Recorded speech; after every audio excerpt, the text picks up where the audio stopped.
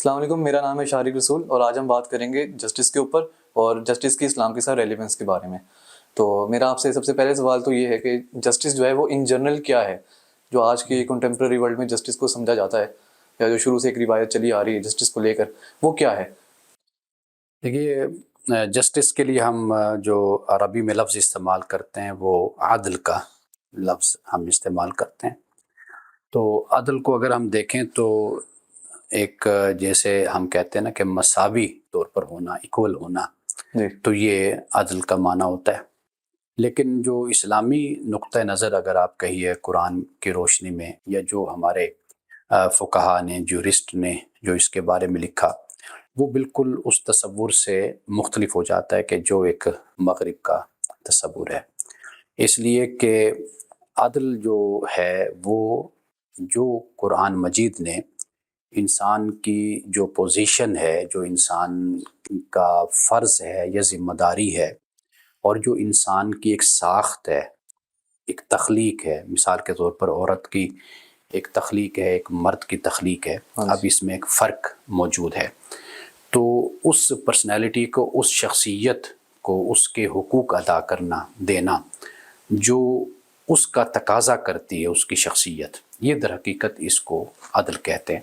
کیونکہ اگر ہم تھوڑا سا اسلام سے ہٹ کر مغرب کا تصور اگر عدل کا دیکھتے ہیں، یا مساوات کا، ایکوالٹی کا، جیسے میں نے شروع میں کہا، تو وہ بالکل ہمیں مختلف نظر آتا ہے۔ تو مذہب سے اس کا ایک ٹکراؤ کی آپ صورت کہیں، کنفرنٹیشن کی، وہ ایک قائم ہو جاتی ہے۔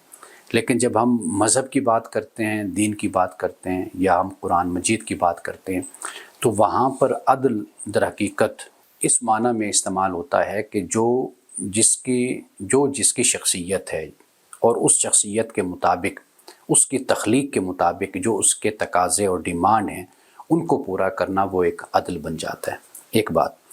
دوسری بات یہ ہے کہ عدل اسلام میں ایک، آپ کہہ لیجیے کہ پرماننٹ ایک ویلیو ہے، مستقل ایک قدر ہے عدل۔ اور یہ مسلمان کے لیے خاص طور پر، اگر آپ کہیں مومن کے لیے، قرآن پاک نے جس طرح اس کا اصرار اور جس طرح تاکید اس کی ہے، تو اسی کی روشنی میں بعد ہمارے جو اسکول آف تھاٹ ہیں، انہوں نے اس کو اصول دین میں شامل کیا ہے۔ یعنی دین کی جو مبادیات ہے، بیسکس ہیں، فاؤنڈیشن ہے، اس میں اس کو شامل کیا ہے عدل کو۔ جیسے توحید ہے، جیسے مختلف رسالت ہے، اسی طرح عدل کو بھی دین کی مبادیات اور بنیاد میں اس کو شامل کیا ہے۔ اچھا، تو اگر ہم ہسٹوریکل کانٹیکس میں اس کو سمجھنا چاہیں، یعنی کہ اسلامک ورلڈ میں جب اسلام آیا اور انصاف کی، عدل کی بات کی گئی، تو ایسا کیا ہو رہا تھا وہاں لوگوں کے ساتھ؟ اگر ہم لوگوں کے تھرو اس کو سمجھنے کی کوشش کریں کہ اسلام عدل کو کیسے ڈیفائن کرتا ہے، تو ایسا کیا ہو رہا تھا وہاں پہ کہ عدل کی ضرورت آئی؟ اور کیا جو پاکستان میں، یہ سوال یعنی کہ بعد میں بھی رکھ سکتے ہیں، جو پاکستان میں بات کی جاتی ہے کہ اسلامک سسٹم لانے کی، اسلامک اسٹیٹ بنانے کی بات کی جاتی ہے، تو مطلب یہ کہ اسلامک جسٹس کی بھی بات پھر کی جائے گی۔ تو جو اس وقت جو ہو رہا تھا وہ حالات کیا تھے؟ کیا وہ میچ کرتے ہیں آج کے حالات کہ ہم اسلامک جسٹس کو بھی ہم جسٹیفائی کر پائیں آج؟ دیکھیے، ایک بات تو یہ ہے کہ جب اسلام آیا تو اس وقت جو عرب کے معاشرے میں خاص طور پر جب ہم دیکھتے ہیں، تو وہاں پر حقوق کی پامالی تو تھی۔ یعنی اس طریقے سے کہ بھئی عورتوں کو ان کے حقوق نہیں ملتے تھے، یا جو وہاں پر غلام تھے، کیونکہ غلام بھی باقاعدہ، غلامی ایک ادارہ تھا، انسٹیٹیوشن تھا وہاں پر۔ کیونکہ دنیا میں آپ کو معلوم ہے کہ جنگیں ہوتی تھیں، اور عرب سے باہر، عرب کے ساتھ، تو وہ پھر ایک غلامی کی رسم جو ہے، اس کا ایک رواج اور اس کا آغاز ہوتا ہے۔ اور پھر اسلام کو بھی یہ سب کچھ اسلام نے انہیریٹ کیا، یعنی جو دنیا کے حالات تھے، اسلام وہاں پر آیا اور اسلام نے بہتر کرنے کی حالات کو کوشش کی اور حالات کو بہتر کیا۔ یعنی اگر ہم بات کرتے ہیں عرب کی، تو وہاں پر دیکھیے بیٹیوں کو زندہ درگور کرنے کا، کہہ لیجئے، ایک رواج تھا، ایک غیرت کا تصور تھا۔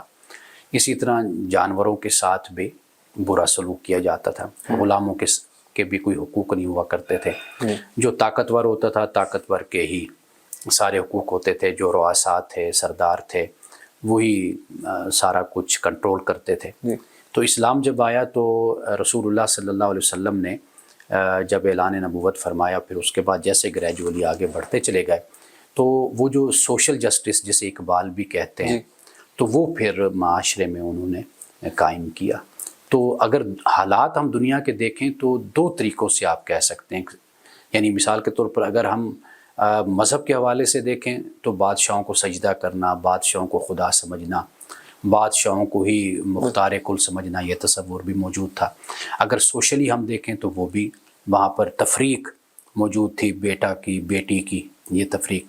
اور اگر ہم سیاسی حوالے سے دیکھیں تو غلاموں کے ساتھ جو سلوک کیا جاتا تھا، جو محکوم ہوتے تھے ان کے ساتھ جو سلوک کیا جاتا تھا.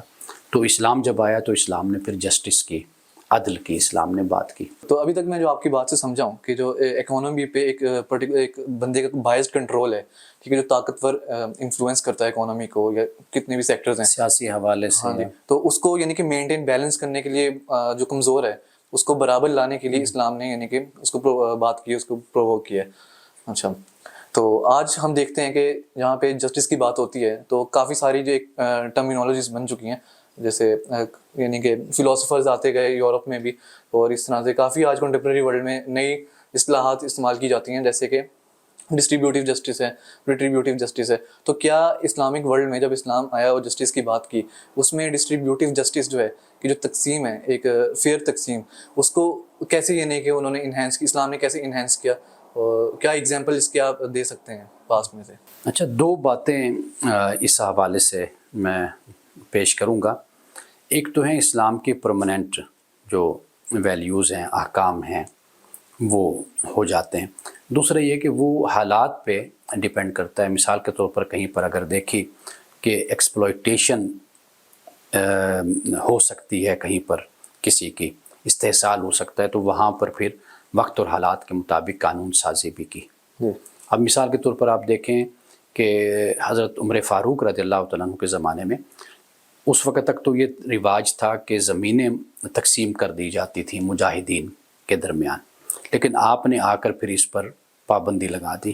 کیوں؟ آپ نے کہا کہ بھی اگر اس طرح ان کو جاگیریں ملتی رہیں تو یہ تو بڑے بڑے خاندان وجود میں آ جائیں گے. جیسے پاکستان میں بڑے بڑے خاندان ہیں، یا ہندوستان میں تو خیر نہیں ہے تو، لیکن یعنی پاکستان میں جو ہم صورتحال دیکھتے ہیں، ریفارمز ہوں گی، ہاں ریفارمز ہوگی وہاں پر، تو لینڈ لارڈ یہاں پر بن گئے ہمارے یہاں. تو سیدنا فاروق اعظم کی نظر یہ دیکھ رہی تھی کہ بھی ایسے حالات پیدا ہو سکتے ہیں، تو انہوں نے پھر پابندی لگا دی کہ بھی زمینیں نہیں دی جائیں گی. اچھا، پھر ہم دیکھتے ہیں رسول اللہ صلی اللہ علیہ وسلم کے زمانے میں آپ نے یہ جو مزارعت ہے اس کو آپ نے جائز نہیں فرمایا. یعنی مزارعت یہ کہ ایک شخص کے پاس اتنی زمینیں ہیں، اس پر لوگ بیچارے بیٹھے کام کر رہے ہیں، تو آپ نے اس کی ممانعت فرمائی.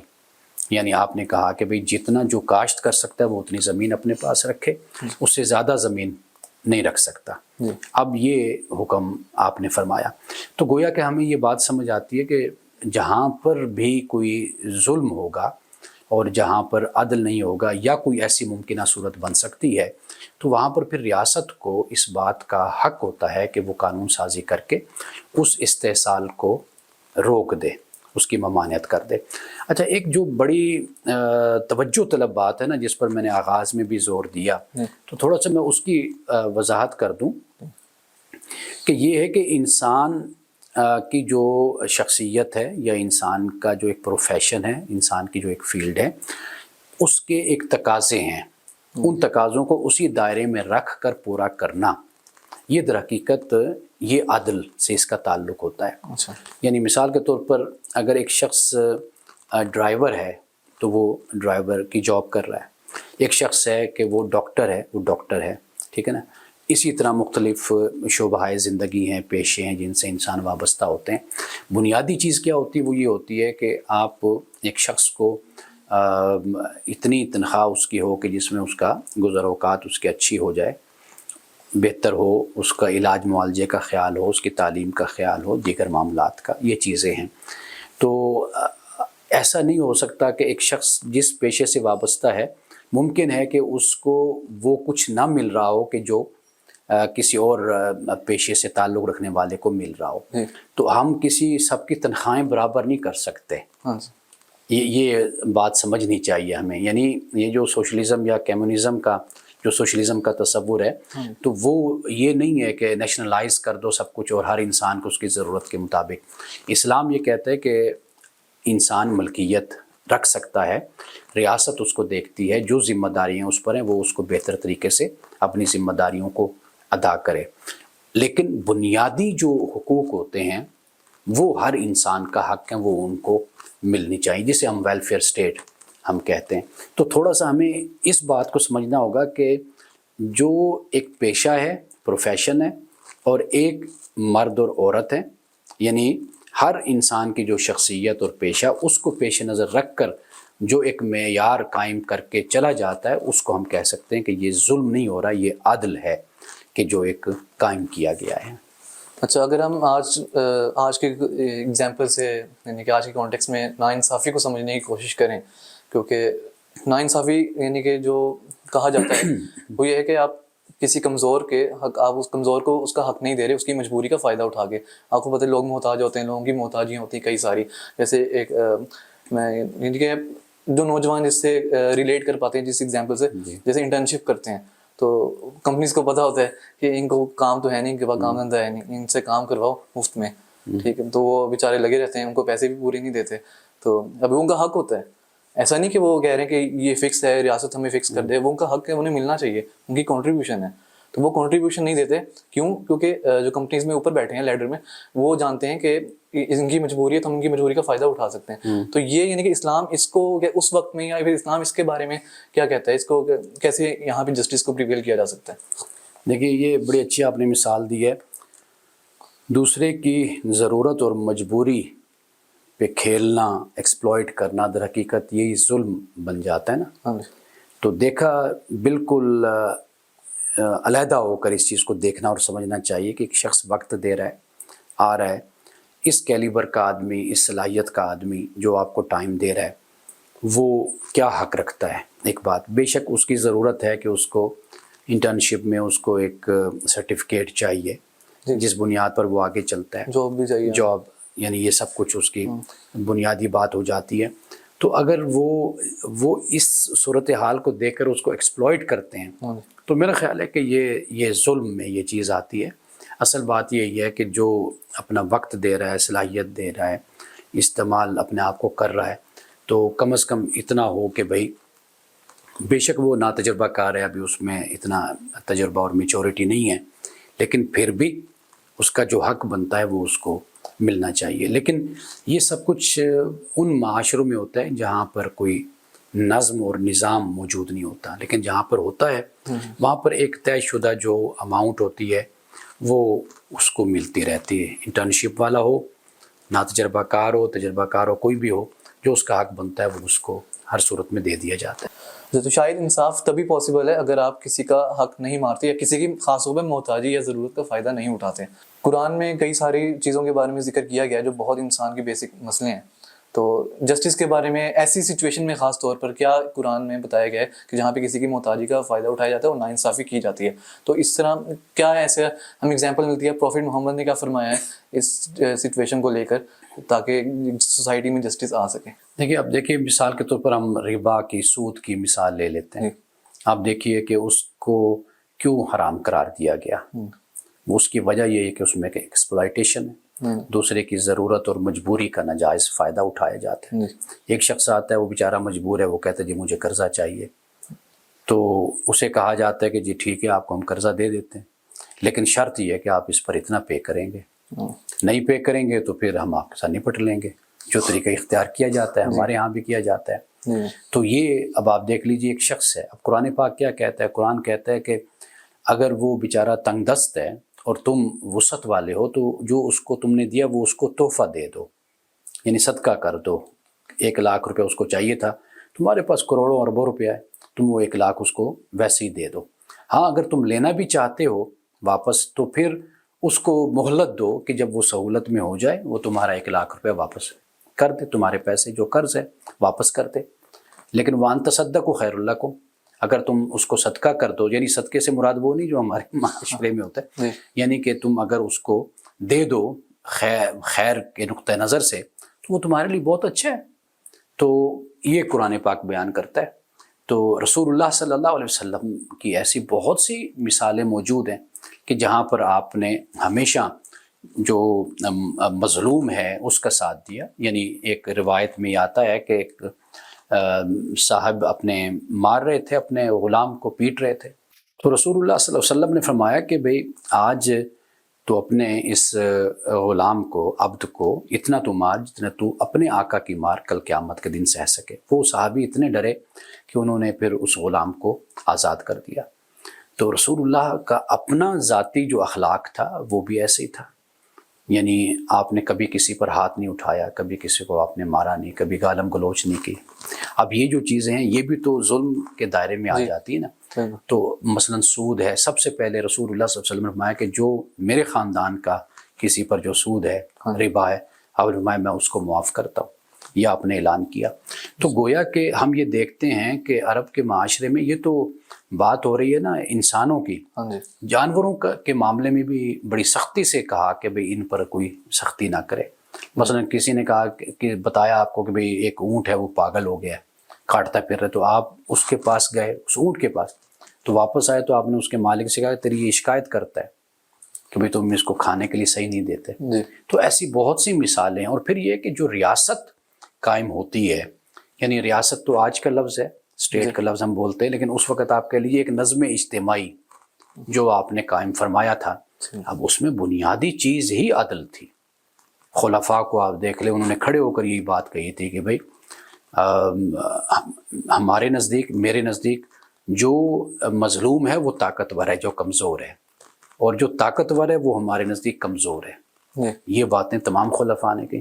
تو گویا کہ ہم جب بات کرتے ہیں اسلام کی، قرآن کی، یا سیرت کی، یا صحابہ کی، تو ہمیں وہاں پر عدل جو ہے وہ بنیادی طور پہ ہمیں نظر آتا ہے. عدل نہیں ہے تو کچھ بھی نہیں. صدام علیہ وسلم کی حیات سے جو ایگزامپل دی ہے، اس سے مجھے یاد ہے کہ جو ریٹریبیوٹیو جسٹس جس کے بارے میں آج کل کافی چرچا کی جاتی ہے، وہ اس میں بھی یہی بتایا جاتا ہے کہ آپ سامنے والے کو سزا دو، کرمنل جو آفینس ہوتا ہے اس کو یعنی کہ اتنا یعنی کہ پنش کرو کہ وہ فیل کر سکے کہ اس نے اس کے کسی اور کے ساتھ کیا کیا ہے. تو یعنی کہ تب بات کی گئی تھی اسلامک ورلڈ میں، اور اسلام نے اس کی تب بات کی تھی. آپ یہ دیکھیں نا، اب تورات کا ذکر ہے تو وہاں پر بھی یہی بات ہمیں ملتی ہے کہ ان النفس بالنفس والعین بالعنف والانف بالانف والاذن بالاذن والسن بالسن. یہ الفاظ ہیں، یعنی کہ جیسا والجروح قصاص، کوئی زخم جیسا لگایا ویسا اس کو زخم لگاؤ. یہ تورات میں بھی موجود ہے. اسی طرح کی تعلیم پھر قرآن میں مسلمانوں کو بھی دی گئی ہے، قصاص کی تعلیم. لیکن پھر ریسٹوریٹیو جسٹس بھی آ جاتا ہے نا آج کے اگر ہم ٹرمینالوجیز میں بات کریں کہ کہتے ہیں کہ ریسٹوریٹیو جسٹس مطلب کہ آپ نے کسی کا نقصان کیا تو اس کی بھرپائی بھی کرو. ایک طریقہ بھرپائی کا کہ آپ اس کو فیل کرواؤ، جو کرمنل ہے اس کو احساس ہو کہ اس نے کیا کیا، اس کو سزا مل کے. ایک طریقہ یہ کہ وہ بچ جاتا ہے پیسے دے کے، کسی بھی طریقے سے جرم پوشی کرتا ہے اپنی اس طرح سے. تو اس کے یا اسلام میں اس کی بھی ایگزامپلس ملتی ہیں کیا؟ اب دیکھیں، میں کو بڑا اچھا نقطہ آپ نے یہ اٹھایا. میں 2-4 دن پہلے بھی اس پر میں بات کر رہا تھا کہ ہمارے ہاں جو یہ ایک کیس سامنے آتا ہے کہ بھئی ایک شخص ہے، نوجوان ہے، اپنی دولت کی بنیاد پر، طاقت کی بنیاد پر اس نے کسی غریب بچے کو مار دیا. اب اس کے بعد اس مارنے والا جو شخص ہے، نوجوان ہے، اب اس کے والدین آ جاتے ہیں اس کو ایڈجسٹ کرنے، مرحوم کے والدین کو، خاندان کو، بہن بھائی کو باہر کے ویزے دلوا دیتے ہیں، آپ کو اتنے کروڑ دے دیتے ہیں. اب دیکھیے کہ اگر یہ رواج معاشرے میں چل پڑے نا اس طرح کہ بھئی ہر وڈیرے کا بچہ جو ہے وہ اٹھ کر گاڑی سے کچل دے کسی کو اور فائر کر کے مار دے، اگر وہ کوئی غلط حرکت کرتا ہے اور وہ اس کو روکتا ہے تو غلط حرکت کرنے والا اس کو مار دے، تو یہ تو پھر عجیب سا کلچر ہوگا نا. اب ایک شخص ہے جو اربوں خربوں روپے کا مالک ہے، اربوں خربوں کی جائیدادیں اس کے پاس، اس کو 2 4 5 10 20 کروڑ دینے سے کیا نقصان ہوتا ہے؟ تو وہ ایک بندہ مارے اور 20 کروڑ دے دے، پھر بندہ ایک مارے 20 کروڑ دے دے. تو یہ جو کلچر ہے اس کی بھی اسلام تائید نہیں کرتا، یعنی اس کو بھی صحیح نہیں سمجھتا. بات یہ ہے کہ ہاں کسی سے ویسے کبھی غلطی کسی سے ہو جاتی ہے تو وہ ٹھیک ہے کہ آپ وہ بلڈ منی دے دیتے ہیں، دیت ادا کر دیتے ہیں، لیکن یہ نہیں ہے کہ مطلب اس طرح کا آپ کلچر ہی پیدا کر لیں اور امیر لوگ دیت دیتے رہیں اور غریبوں کو مارتے رہیں. تو یہ بات بھی محل نظر ہے، اس پر بھی غور کیا جانا چاہیے کہ یہ جو دیت کا تصور ہے اسلام میں وہ ایسا تصور نہیں ہے. یہ تو ہے کہ ٹھیک ہے کبھی ایک شخص ہوتا ہے اس سے کوئی غلطی، کوئی اس طرح کا قدم اٹھ جاتا ہے کہ وہ کسی کو مار دیتا ہے، وہ پچھتاتا بھی ہے، تو اس کا اس طرح کا کوئی بیک گراؤنڈ بھی نہیں ہے، تو یہ اس کے لیے دیت ہوتی ہے. جیسے جو روگ سوسائٹیز ہوتی ہیں کافی سویلائز نہیں ہوتی جو ابھی تک نہیں ہوئی, وہاں پہ کافی کلچر دیکھنے کو ملتا ہے کہ جو امیر بندہ ہے وہ جو چاہتا ہے, یعنی جو طاقتور ہے کسی بھی لحاظ سے, وہ جو چاہتا ہے ہو جاتا ہے. جو موریلٹیز ہیں, جو قانون بنتے ہیں, وہ اسی کے حساب سے بن رہے ہوتے ہیں. ایک طرف ہمیں لگتا ہے کہ یہ چیز جو آج غلط ہے کل وہی چیز ٹھیک ہو جاتی ہے اگر وہ طاقتور کے حق میں ہو. تو اس طرح کی جو کلچر بن جاتا ہے کہ جہاں سمجھ نہیں آتی کہ ڈیفینیٹ چیز کیا ہے, کیا صحیح ہے کیا غلط ہے, جہاں طے نہیں ہو پاتا, وہاں اسلام کیسے یہ سب ڈیل کرتا ہے؟ دیکھیے ڈیوائن لا جو ان سا ہوتا ہے نا, یعنی آپ کو کچھ نہ کچھ تسلیم کرنا ماننا ہوتا ہے. مثال کے طور پر آپ انسانوں میں دیکھ لیتے ہیں کہ بھئی یہ زیادہ ذہین ہے, یہ زیادہ دانا ہے, یہ زیادہ عقل مند ہے, آپ کہتے ہیں یار اس سے فیصلہ کروا لیتے ہیں, یہ ٹھہراؤ والا بندہ ہے, یہ غور و فکر کر مجھے کوئی نتیجہ دے گا, بتائے گا. تو یہ انسان اپنے مسئلے کے لیے, وہ اجتماعی ہو, وہ معاشرتی ہو, وہ ذاتی ہو, اس کے لیے کسی نہ کسی کو انسان ڈھونڈتا ہے, دیکھتا ہے کہ اس سے میں مشورہ کروں, اس سے میں فیصلہ کروں. تو ہمارا بحیثیت مسلمان یہ ایمان ہے, جو بھی مذہب کو ماننے والا ہے, کہ وہ ڈیوائن لا کو مانتا ہے. ڈیوائن لا میں یہی انسان کا فائدہ ہوتا ہے کہ اس کو ایک چیز اللہ کی طرف سے رہنمائی کے طور پر دے دی گئی, وہ اس کی روشنی میں اپنے فیصلے کرتا ہے. یہ جو انسانی تجربہ ہے کئی سو سالوں کا, یہ انسان کو بتاتا ہے کہ جو ڈیوائن لا ہے وہ جذبات سے, تعصبات سے, جانبداری سے بلند ہوتا ہے. تو انسان کا جو معاملہ ہوتا ہے وہ جذبات کے تحت بھی ہو سکتا ہے, تعصبات کے تحت. میں اکثر کہا کرتا ہوں انسان بڑی کمپلیکیٹڈ قسم کی مخلوق ہے یہ, یعنی اس کی سمجھ نہیں آتی. وہ اکثر ہم بھی بیٹھ کر بات کرتے ہیں نا, وہ جو آپ کہتے ہیں کہ بھئی انسان جو ان سے وہ کسی نہ کسی جذبے کے ماتحت بات کر رہا ہوتا ہے, اپنے سروائیول کے لیے کر رہا ہوتا ہے, وہ خود نہیں چاہتا. ابھی ہم راستے میں بھی یہی بات کر رہے تھے. تو اصل میں یہی صورتحال ہوتی ہے کہ انسان کہیں نہ کہیں پہ ٹھوکر کھاتا ہے. وہ سیاسی مفاد ہوں گے, وہ معاشی مفاد ہوں گے, وہ اور دیگر مفادات ہوتے ہیں جس کی وجہ سے انسان پھر, جہاں تک کہ آپ ماشاءاللہ مجھ سے زیادہ ہسٹری کو پڑھتے ہیں کہ کس طرح بادشاہوں نے اپنے بھائیوں کو بھی قتل کرا دیا اقتدار کے لیے, خون بہا دیے. اور یہ بھی ایون کہ مسلمان حکمران جو ان سے ہیں, جو دلی میں آئے, ہندوستان میں آئے, دارا شکوہ ایگزامپل, ان کی ہسٹری آپ اٹھا کر دیکھ لیں کس طرح انہوں نے. اب یہ دلی کے بارے میں پڑھ رہا تھا کہ اب وہ مجھے جو فاتح تھا مسلمان, اس کا نام ذہن میں نہیں ہے, اس کتنے دن خون بہتا رہا یہاں پر گلیوں میں, اور کتنے دن اندھیرا رہا, بالکل زندگی جو ہے بالکل ہی ختم ہو کر رہ گئی. تو یہ واقعات مسلمانوں نے بھی کیے, حکمرانوں نے کیے. اب یہ جو واقعات ہوئے, یہ اب اگر اس میں ریلیجن کی ہم بات کریں تو ریلیجن تو نہیں کہے گا یہ کرو. اب یہ وہی بات ہو گئی کہ مفادات ہیں, سیاسی مفادات ہیں, مذہبی ہیں, اور اپنا ایک کنٹرول, طاقت جو آپ کہتے ہیں, اکانومی, سارے یہ مسائل پیدا ہو جاتے ہیں. تو اس لیے پھر جو ڈیوائن لا ہے وہ اس بارے میں کم از کم, یعنی آپ کو ایک بالکل واضح لائن آپ کو دیتا ہے کہ بھئی آپ اس پر عمل کریں.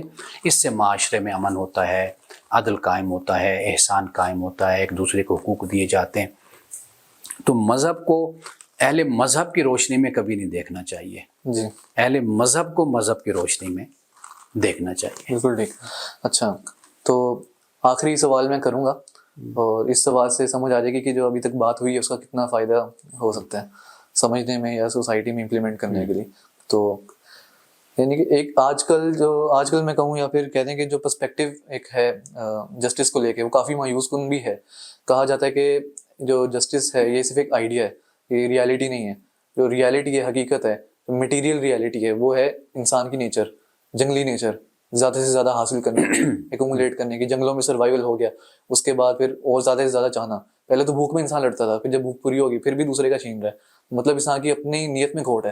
تو کہتے ہیں وہ نیت میں جو کھوٹ ہے وہ ریالٹی ہے, اور جو جسٹس ہے وہ صرف ایک بلیف ہے. اگر ہم وہ مانیں گے, اپنے آپ پہ زور ڈالیں گے, نہیں مورل ہونا ہے, ٹھیک ہے, نہیں کسی کے ساتھ برا کرنا, تبھی ہم رک سکتے ہیں. ہمارے اپنے اندر کوئی کیپیسٹی نہیں ہے وہ کرنے کی, جسٹس کو انہینس کرنے کی. تو اسلام اس چیز کو کیسے دیکھتا ہے؟ یعنی کہ آپ نوح حراری کی میں آپ کو ایگزامپل دے دوں, کوٹ کر لوں, سیپینس میں وہ لکھتے ہیں, یعنی کہ جو ہیومن رائٹس ہیں, ہیومن رائٹس ہو گئے, جسٹس ہو گئی, اس طرح کی جتنی بھی چیزیں ہیں جس سے انسان کو فائدہ پہنچ رہا ہے, جو لبرل پرسپیکٹیوز ہیں جتنے بھی, وہ سارے بلیفس ہیں, وہ ان کی کوئی ریالٹی نہیں ہے.